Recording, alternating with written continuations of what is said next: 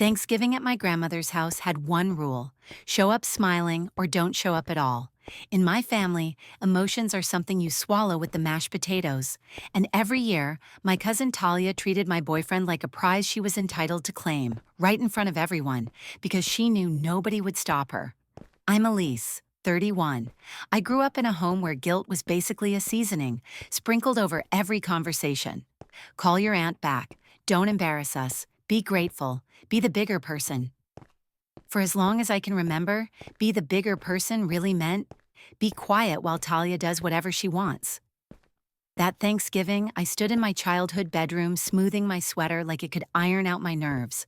Downstairs, I could already hear her laugh, bright, practiced, the kind of laugh that makes strangers turn their heads like, she must be fun. My mom tapped on my door without waiting. You coming down? Your aunt's asking. Translation, perform. Yeah, I said, and forced my face into something neutral. My boyfriend Jonah, kind, patient, a little shy, watched me from the corner of the room where he'd been pretending not to notice my hands shaking. You okay? He asked softly. I wanted to tell him the truth. No, because my family will smile while someone disrespects me and then ask me to apologize for reacting. Instead, I said, just you stay close, okay?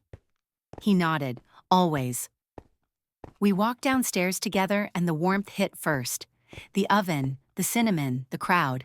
My grandmother's house was a museum of family tradition. Framed photos, crocheted blankets, the same turkey platter used every year. Everyone was already arranged into their usual roles. My mom hovered in hostess mode. My aunt did dramatic greeting hugs. My uncles watched football like it was church. And Talia was already in the center, as if the room naturally reorganized around her.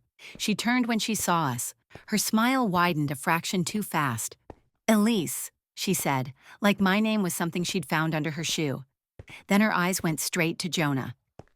And you must be Jonah, she added, stepping forward with a hand extended. Finally. The way she said finally made my stomach tighten, like she'd been waiting for him, like he was late. Jonah shook her hand politely, but she didn't let go right away. She held on just a beat too long, gaze locked on his face. You're cuter than she described, Talia said. I laughed once, too sharp. I don't describe Jonah like he's a rescue dog. Talia's smile didn't move. Oh, relax, I'm complimenting him. That was Talia's specialty, crossing a line, then acting like you were insane for noticing. We moved toward the kitchen, and I tried to settle into normal. Help with dishes, small talk. Jonah stood beside me, offering to carry things, thanking my grandmother for having him. He was doing everything right. Talia drifted after us. Every time Jonah turned, she found a reason to be near him. She leaned in when she spoke, her voice lowering like they were sharing a private joke. She touched his arm when she laughed. Once, while Jonah reached into a cabinet for plates, she stepped behind him as if space didn't apply to her. I waited for someone, anyone, to notice. My mother did notice. I saw it. She glanced at me, then glanced away, like she'd decided in real time that this wasn't a fight worth having.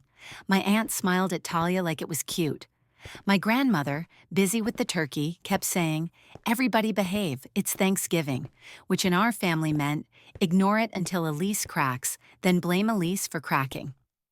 I tried to be calm. Jonah seemed uncomfortable but kept being polite. That's the thing about good people. They assume the world has rules. They assume someone will step in. Talia knew better. At some point, Jonah stepped outside to take a phone call. I followed him onto the back porch, mostly because I needed air, and because I could already feel Talia's eyes tracking him like a laser pointer. The porch was cold enough to wake me up. Jonah ended his call and turned to me. She's intense, he said carefully. I let out a breath I'd been holding all day. She's like that. She's like that with you? I hesitated. She's like that with whatever she wants. Jonah's eyebrows pulled together. Elise. It's complicated, I said quickly, because that's what you say when you're trained not to say, my family enables her because it's easier than dealing with the truth. Jonah reached for my hand. I'm not here to be anyone's entertainment. I know, I said. Just please don't be alone with her. He looked at me, concerned. Is she dangerous? Not in the obvious way, not with weapons or threats. Talia was dangerous the way a match is dangerous in a dry room. She didn't look like a problem until suddenly you were watching something burn. She's strategic, I said, and she likes winning. When we went back inside, Talia was waiting like she'd been counting the seconds. There you are, she said to Jonah. I was about to send a search party. Jonah forced a polite smile and walked past her. He moved closer to me, like he'd decided the porch conversation mattered. I could have kissed him right there out of gratitude. Dinner was announced soon after. Everyone took seats, and I felt that familiar pressure. This moment where families pretend everything is perfect because the table is full. Jonah sat beside me. I watched Talia choose her seat. Of course she picked the one directly across from him. She leaned forward as people passed dishes. Jonah, what do you do again? I'm a civil engineer, he said. Talia's eyes widened. Stop, that's so attractive. I choked slightly on my water. My mom's head snapped toward me like, don't you dare. Jonah cleared his throat. It's just my job. Oh, come on, Talia purred. Let me enjoy it. My grandmother said, Talia, honey, just eat. Talia smiled at her sweetly. I am eating, Grandma. Then she looked at Jonah again. Speaking of, you've got a great appetite, don't you? Jonah's face flushed, more from discomfort than anything else. I put my fork down. Talia, she blinked. What? You're being weird. A silence opened. Not a big dramatic one, just the kind that makes everyone freeze and wait to see who will be blamed. Talia lifted her hands innocently. I'm just talking. My aunt did the laugh I hated. Elise, it's a compliment. My mom's voice was low. Not at the table. Meaning not in front of people. Save your feelings for later so we can shame you privately. I swallowed my anger and forced myself to breathe. I wanted to prove I could handle it, because in my family, the worst sin isn't disrespect, it's making a scene. So I smiled, I ate, I tried to pretend. Talia kept going.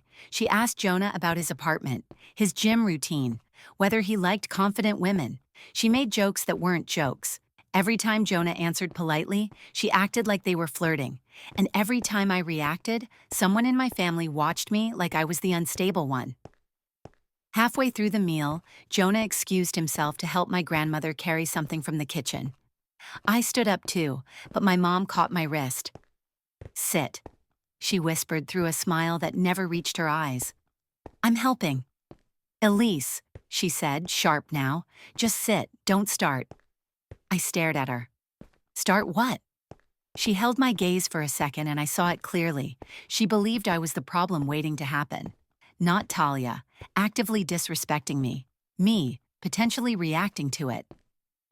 I sat back down, hands tight in my lap. Across the table, Talia watched the whole thing like it was a show she'd produced. Jonah came back a few minutes later looking tense. He slid into his seat beside me and I leaned in. Everything okay? I murmured. He hesitated. Your cousin cornered me in the hallway. My stomach dropped. What did she do? He kept his voice calm, but his jaw was tight. She told me you were too sensitive and that she could treat me better. A cold clarity moved through me, like a switch flipping. Not hints, not flirting disguised as jokes. She said it out loud. I sat up straighter. Did you tell her no? Jonah looked me dead in the eye. Of course. I said I'm with you and I'm not interested. Relief and anger hit at once. And she smiled and said, we'll see. I stared across the table at Talia. She was laughing at something my uncle said, like she hadn't just tried to recruit my boyfriend behind my back. Something inside me settled, not into rage, into decision. I'd spent my whole life trying to manage her, trying to survive holidays without drama, trying to be mature. But maturity in my family had become a cage. I leaned toward Jonah again. If she talks to you again, I want you to do one thing. He listened. Say clearly, stop, and then come find me. No politeness, no smoothing it over. Jonah nodded. Done. After dinner, people scattered into the living room. Football resumed. The women hovered around pie. Kids ran through the hallway like small hurricanes. Talia drifted toward Jonah again the moment the room relaxed. I watched her approach him near the kitchen, like a shark sensing blood in the water. Jonah held his ground, but I could tell he was tired. He didn't want conflict. He just wanted to get through the night. And that's when I realized something ugly. Talia didn't care about Jonah. She cared about me losing. I walked into the kitchen just in time to hear Talia say, "You know, I could actually appreciate a man like you." Jonah's voice was firm. "Talia, stop."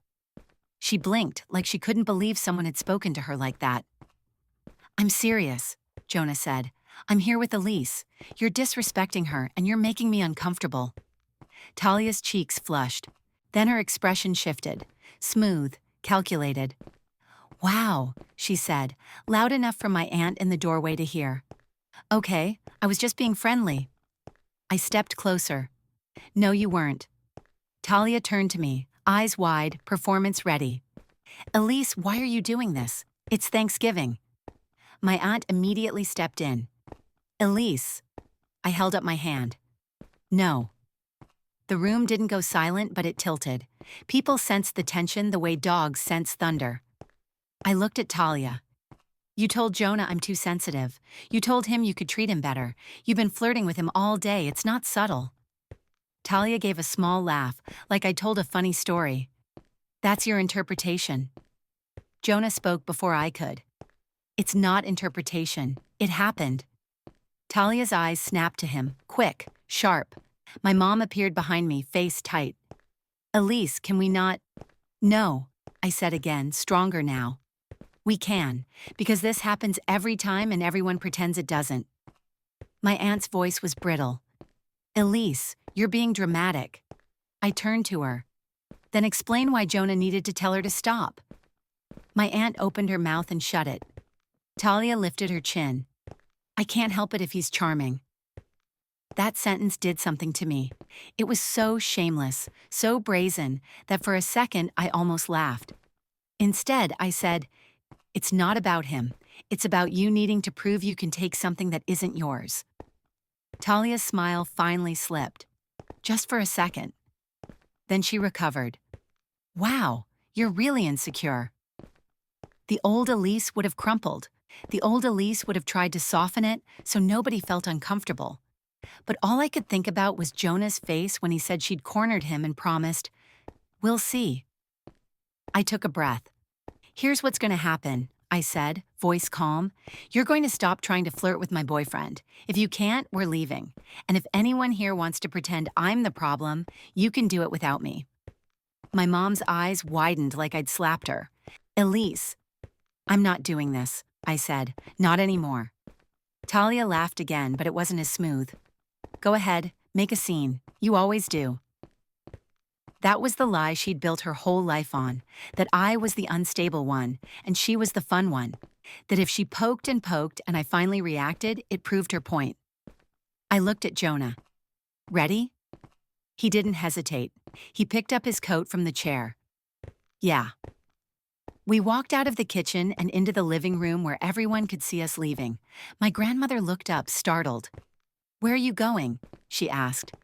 My mom rushed after us. "Elise, please, not like this." I stopped near the front door and faced her.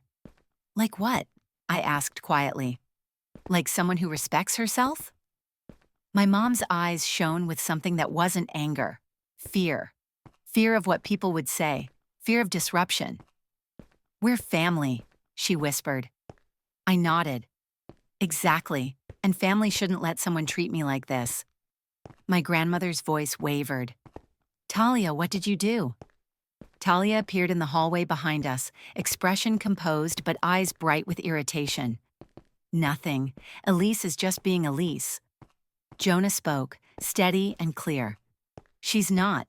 You crossed a boundary repeatedly." The room held its breath. I watched my grandmother's face. She was old, tired, not built for conflict, but she wasn't stupid. "Talia," my grandmother said, sharper now, "go sit down."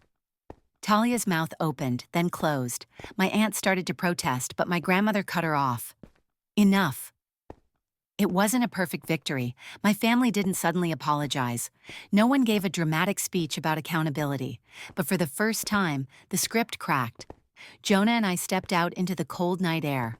The door clicked shut behind us, sealing off the warmth and noise and tradition.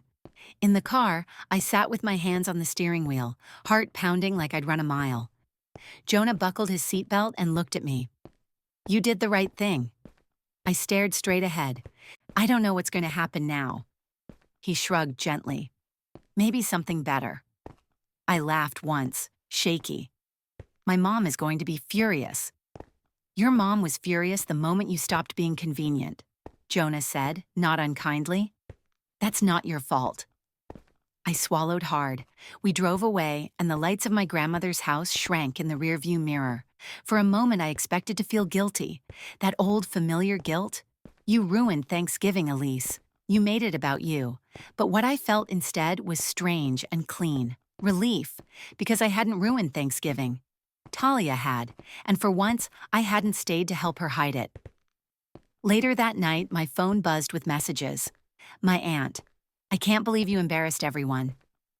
My mom: "We'll talk tomorrow." A cousin I barely spoke to: "Honestly, good for you."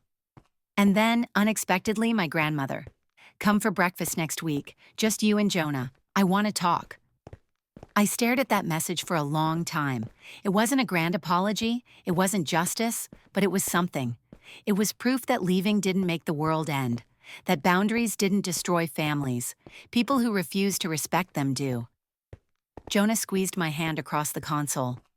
"Hey," he said, "next year we can do Thanksgiving at our place." I looked at him. "You'd really want to after today?" He smiled. "Elise, I'm not dating your family, I'm dating you." And in that moment, I realized the holiday wasn't the real test. The real test was whether I'd keep choosing myself even when everyone else wanted me to be smaller.